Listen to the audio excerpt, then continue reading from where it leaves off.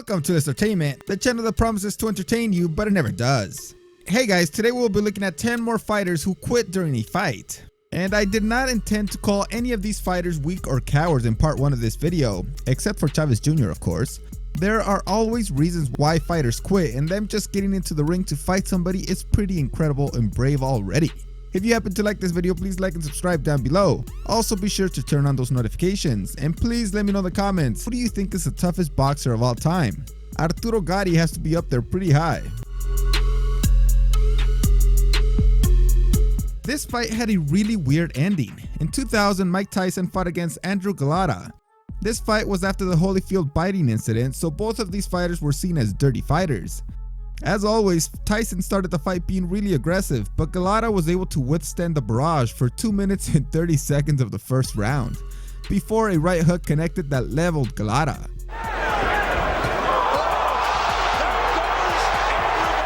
Galata got up at the bell, but when he got to his corner, he told his trainer to stop the fight twice, but this jackass didn't listen, so they continued for another round, where there was a ton of clinching from Galata, obviously since he didn't really want to fight anymore.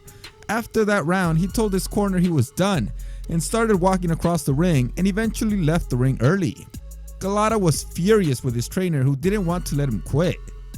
Galata actually quit because he suffered various injuries, including a concussion, fractured left cheekbone, and herniated disc. He left boxing for 3 years after this, so this fight affected him greatly. In 2004, Acelino Freitas fought against Diego Corrales, and although he started the fight fighting very well and winning many of the first rounds, later in the fight, Corrales turned things around. Freitas was the champion, making a defense of his lightweight belt, but Corrales' chin that night was just incredible as he survived countless power punches. But in the 8th round, Corrales caught up to Freitas and landed a right punch that put Freitas on the ground. This is Freitas. In trouble now. Corrales then knocked down Freitas again in the 9th, although Freitas was doing his best to avoid Corrales in order to be able to recover. Different clock changes here. Standing up fair here. Right hand. In the 10th round, Freitas was knocked down once again, but upon getting up, he started walking to his corner and waved off the fight. He was done. With a good combination as well. Oh, Freitas is down for 35. He doesn't want to fight anymore. He's done. It's over and Corrales wins it. Although he never looked to be seriously hurt, he just couldn't take Corrales' pressure any longer. I will have to include another one of Lomachenko's fights where his opponent could not take it any longer and decided to quit. This was the fight in 2016 when Vasily faced Nicolas Walters. Walters was a very hard-hitting boxer and claimed before the fight that he would destroy Lomachenko, but after the 7th round, he called it quit.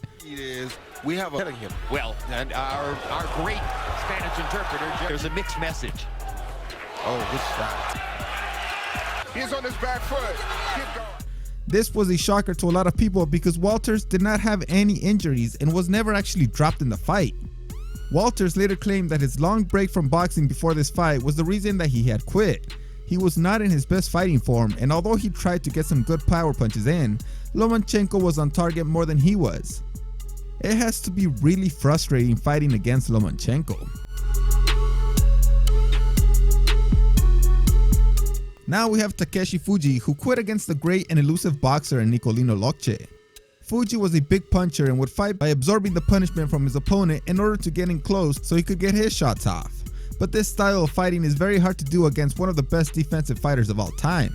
Before the 10th round, Fuji retired in his stool.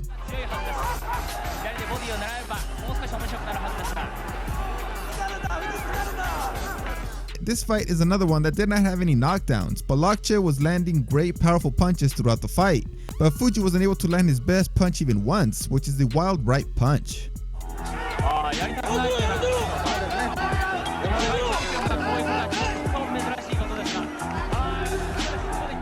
Once in the corner, he just hung his head down and didn't come back out. He was heavily criticized in Japan for retiring on his stool. Ricky Burns was making his 3rd defense of his lightweight title against Jose Chelo Gonzalez back in 2013 and was getting beaten badly by Gonzalez. In the 7th round, Burns knew he was below on the cards, so he decided to try and turn the fight into a brawl, but got caught by a good punch.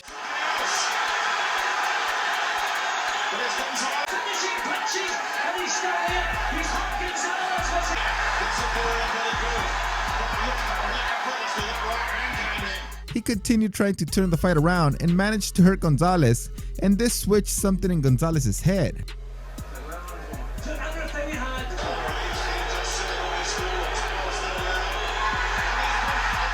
Gonzalez lost something after the 7th round, and the champion started taking control. This led to the 10th round, where Gonzalez quit in his corner. He uttered the famous "no mas" and quit the fight. They did report a hand injury, but people were dumbfounded because he was leading on the scorecards 87-84.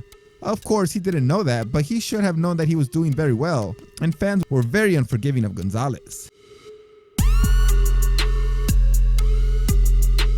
In 1977, Alphonso Samora was the bantamweight champion and was making his 5th defense of his title.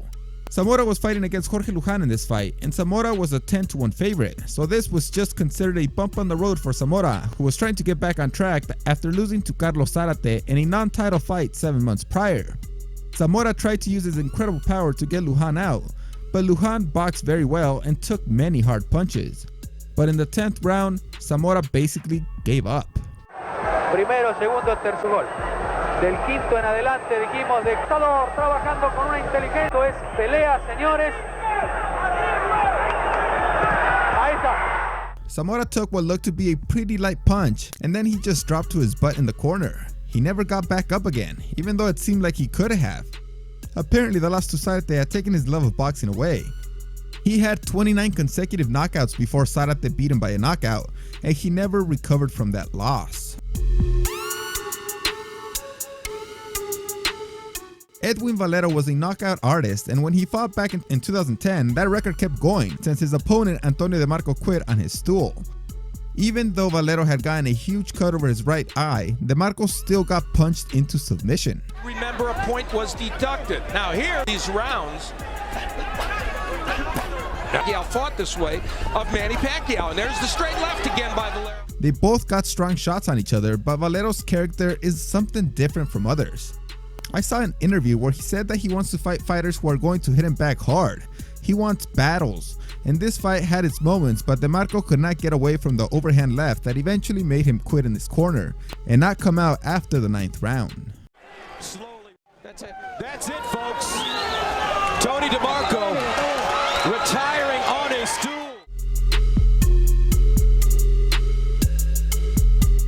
Muhammad Ali. Of course, he had to have made a boxer quit, and that boxer was Sonny Liston, who was a very much feared boxer in his time, but Muhammad Ali was able to get in there and beat him down. The fight happened in 1964, and Liston was the heavyweight champion. Liston tried to get in there early to win the fight, but the smooth boxing skills from Ali made Liston miss many of his punches. Another jarring right hand that time, folks. Another one. Sonny wobbles. Just has him hurt. After suffering some vision problems due to some possible controversial tactics by Liston, Ali landed a ton of combinations on Liston in the 6th round. This led to Sonny Liston not coming out of his corner for the 7th round. The fight was even on the scorecards, but Ali had tamed one of the most feared fighters of the era. Cut close. Do you feel as though Sonny being busted up a little bit, puffed up a little bit around the face? They might be stopping it. Roger Mayweather and Julio Cesar Chavez had their much anticipated rematch in 1989 after Mayweather was beaten by a knockout in the first fight. He was looking for redemption. He was determined to stay away from Chavez and managed to do it for a couple of rounds, but eventually Chavez's non-stop pressure started to tire Mayweather and he was able to get inside. But Mayweather was still landing some pretty good power punches as well.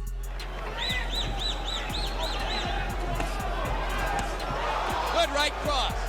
Then in round 10, Mayweather was able to get some distance again, but he was extremely tired. He went back to his corner and dropped his head, and although they tried to get him back in there, he refused to come out. And this is probably the most impactful face of defeat I have ever seen in a boxer. He was just done and wanted to get out of there. The champion was taken down once again.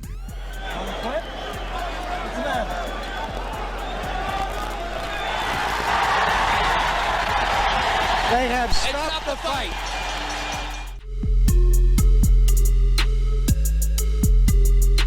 Now we come to Julio Cesar Chavez himself, who also quit when he fought Oscar De La Hoya the second time. In their first fight, which was very anticipated, Chavez got a cut in the first round that doomed the fight and De La Hoya took the TKO win. In the rematch, Chavez was more competitive, but Oscar was up on all the judges' scorecards. They traded an amazing amount of shots with both fighters looking visibly angry. De La Hoya willing to trade at close range. Chavez getting hit. And they made the fight very exciting. But Chavez was getting the bigger beating, which made the 8th round the final round of the fight, as Chavez, once back in his corner, quit on his stool.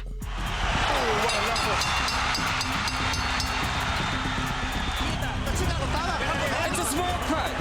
I'm gonna stop the bleeding. When they interviewed Chavez later, he said his corner had stopped it and got really angry at Larry Merchant for insinuating that he was the one that quit.